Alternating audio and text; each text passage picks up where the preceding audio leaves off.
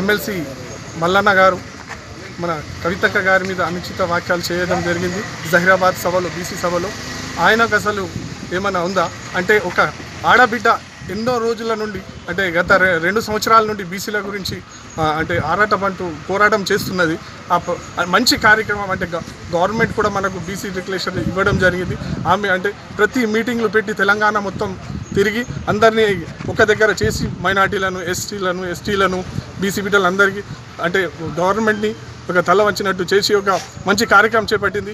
ఇతనేమో ఇలాంటి వాక్యాలు చేయడం చాలా చెడ్డ. ఒక మహిళా పరంగా ఆమె ఎంతో అంటే బతుకమ్మ పరంగా కానీ ఏదో అంటే మన తెలంగాణ పరంగా ఎన్నో ఉద్యమాలు చేసి మంచి ప్రోగ్రామ్స్ చేసి వచ్చిన ఆడామె గురించి ఇట్లా మాట్లాడడం చాలా విరుద్ధం. మేము ఈరోజు సాడాపూర్ గ్రామంలో చౌరస్తాలో మల్లన్నది మన దృష్టిపోన దహనం చేయడం జరిగింది. అలాగే పోలీస్ స్టేషన్ వచ్చి అతని మీద కంప్లైంట్ కూడా ఇవ్వడం జరిగింది. ప్రభుత్వం ఆయన మీద కఠినమైన శిక్షించాలని మేము కోరుచుంటున్నాం. జై తెలంగాణ, కవితక్క నాయకత్వం, కవితక్క నాయకత్వం, కేసీఆర్ గారి నాయకత్వం, అఖిల్ భాయ్ నాయకత్వం. జై తెలంగాణ నాయకత్వం, జై కవితక్క, జై కవితక్క, జై కవితక్క నాయకత్వం, కవితక్క గారి నాయకత్వం, అఖిల తెలంగాణ, కేసీఆర్ గారి నాయకత్వం, కవితక్క గారి నాయకత్వం.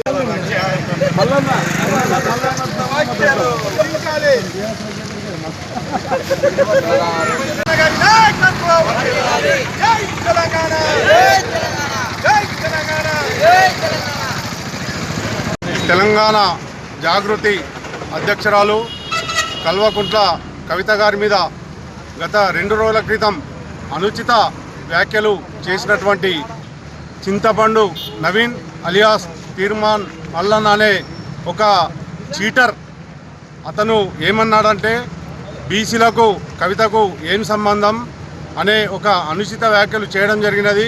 ఈరోజు మేము ఒకటే విషయం తెలియజేస్తూ ఉన్నాం.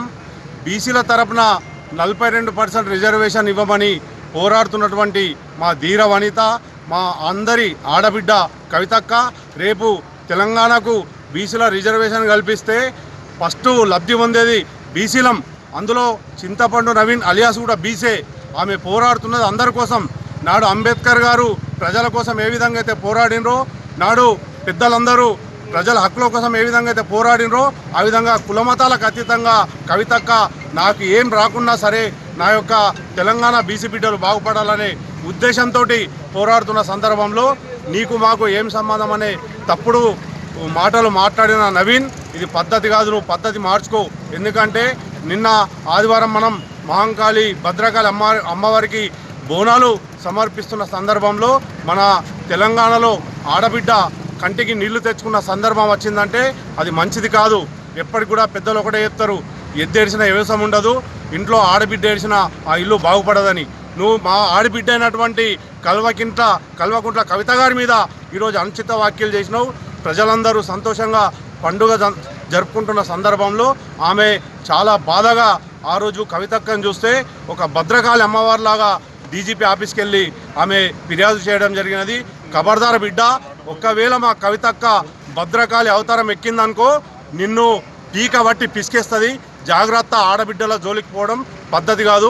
ఈరోజు బీసీలం అందరం మనం 42% రిజర్వేషన్ వస్తే ఫస్ట్ లబ్ధి పొంది మనం సర్పంచ్లు అవుతాం, ఎంపీటీసీలు అవుతాం, ఉద్యోగాలు, నిధులు, నియామకాలు అన్ని విధాల మనం అందరం బీసీలం బాగుపడతామనే ఉద్దేశంతో కవితక్క పోరాడుతున్నది తప్ప నీలాగా చీటర్ వ్యవహారాలు చేసి అక్రమ ఆస్తులు సంపాదించడం కోసమో లేకపోతే ప్రజలను తప్పుదో పట్టించి మందికి బ్లాక్మెయిల్ చేసి రాత్రి వేళను సెటిల్మెంట్లు చేసుకొని నీకు ఇలా ఆస్తి ఇంత జమ అయిందంటే ఎక్కడి నుంచి వచ్చింది? ఒకప్పుడు ఛాయకు డబ్బులు లేవు నీ దగ్గర, నువ్వు పోస్టులు పెట్టి నాకు కాఫీ తాగడానికి డబ్బులు లేవు పంపించమని ఫోన్పే పెట్టినటువంటి వ్యక్తివి ఈరోజు నీకు 100 కోట్ల ఆస్తి వచ్చిందంటే నువ్వు తెలంగాణ బీసీలకు అన్యాయం చేసి తెలంగాణ బీసీలకు మోసం చేసి నువ్వు బీసీ పేరు పెట్టుకొని అలా బీసీ పార్టీ పెడతా అని చెప్తున్నావు. కానీ బిడ్డ జాగ్రత్త, నిన్ను బీసీలు ఎవ్వరు కూడా నమ్మే పరిస్థితి లేదు.